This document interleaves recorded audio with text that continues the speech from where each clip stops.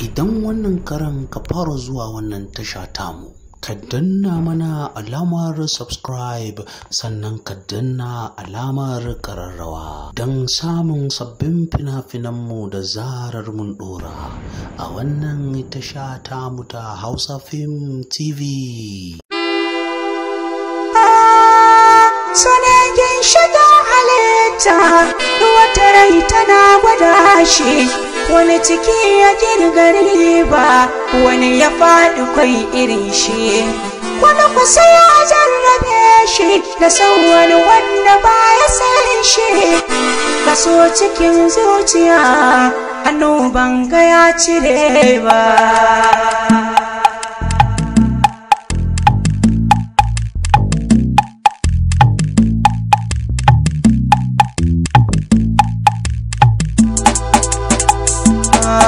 Ita gobarar zuciya ruwa ba zai kashe ba, so da ke shiga halitta ba kowa nake sani ba.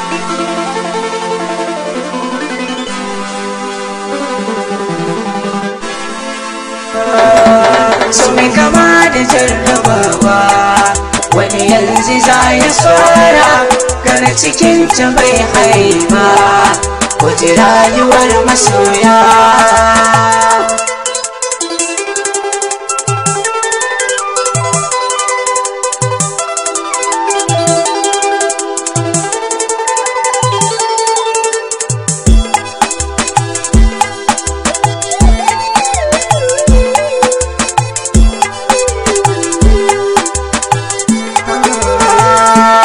Sonikin shiga halitta wata rai tana gwada shi, wani ciki ya gari ba, wani ya faɗi kwai irin shi, wani kusa ya jarrabe shi da san wani wanda ba ya san shi.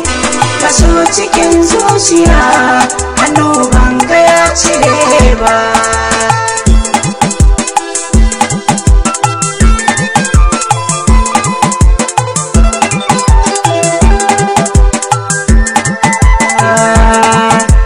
So kamar dai ruwa ne wanda yake wa kansa hanya, ko ka yarda ko ba ka yarda ba sai shige maka zuciya. So doguwar rijiya mai kare yawan igiya, duka jarumtar su dauki su bai kasa kayar da shi ba.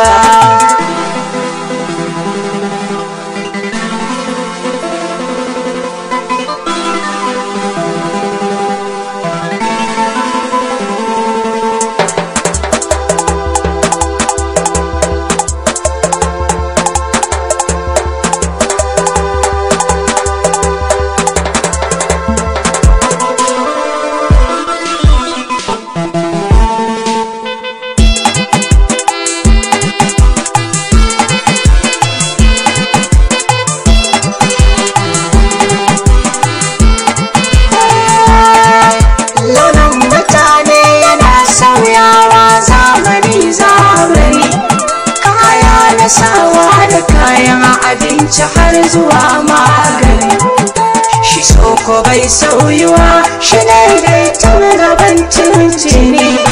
Duk lokacin Adamu so bai sauya ka'ida ba.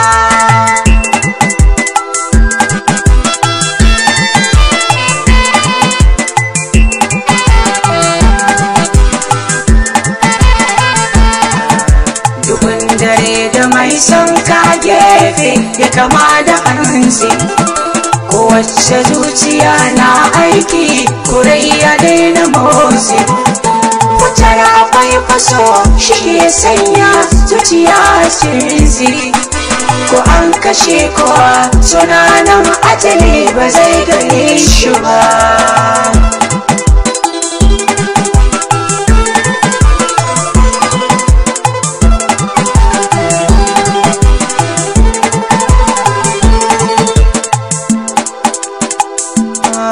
Ita gobarar zuciya ruwa ba zai kashe ba, so da ke shiga halitta ba kowa nake sani ba.